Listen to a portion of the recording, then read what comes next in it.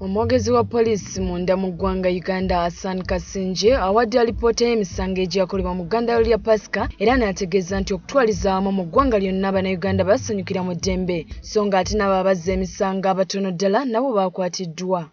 Okwonoona ebintu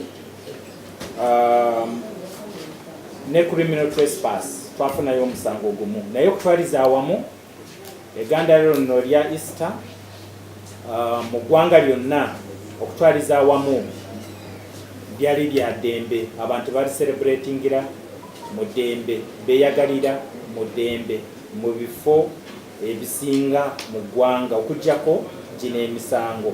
Ate abagikola gino emisango baba bateeberezebwa kubanga bagikola bakwatibwa bali mabega wa mitayimbwa era officers baffe bali mu kunoonyereza emisango gino okulaba nti etwalibwa mu court. Afande Hassan Kasingye agamba nti waliwo abavubuka abagenda bawandiika agabaluwa gabakuntumye nga batiisatiisa abantu n'ekigendererwa eky'okubanyagako ensimbi zaabwe, wabula asabye Bannayuganda bonna okwongera okukolaganira wamu ne poliisi. Tukwatire wamu ne poliisi bw'ebanga ebadduukirira nammwe mube nga mwekozeemu omulimu bano betumanyi nti batono abavubuka.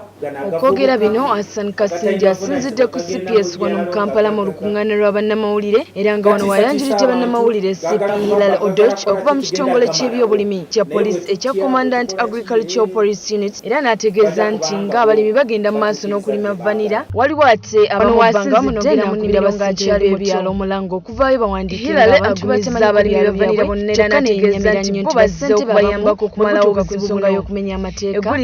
Likusakidwa akatulira Nelson Kremitokome. Tigomya ebitundu ebyalo tetujja kikiriza tukwatire wamu tupatrolinge LCs namwe muveeyo tuwandiika abantu mu bitundu byaffe abatamanyiddwa mu bitundu tubaweeyo bano tetubamanyi. Bw'oba olina omugenyi genda reporting wa chairman. Ekirungi buli kyalo kyonna kirina chairman. Wabula Kasingye bw'abuuziddwa ku bantu bameka abaakakwatibwa ku nfa y'eyali omwogezi wa poliisi Andrew Felix Kaweesi ye nno gwe yaddira mu bigere atutegeezezza bw'ati. Tujja babuulira abantu bameka abaakakwatibwa bagamba ki byonna tujja babuulira.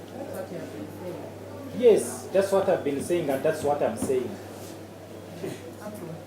Up to when I say it.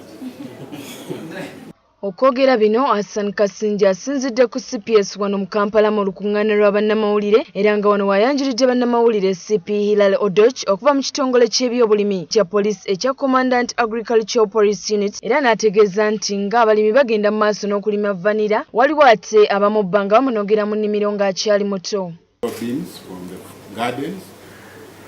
And the farmers are harvesting and processing vanilla which is still immature.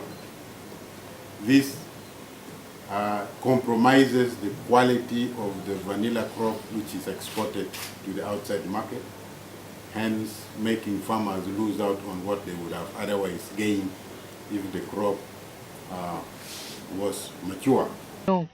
Eggulire lino likusakiddwa akatulira Nelson Kremitokome.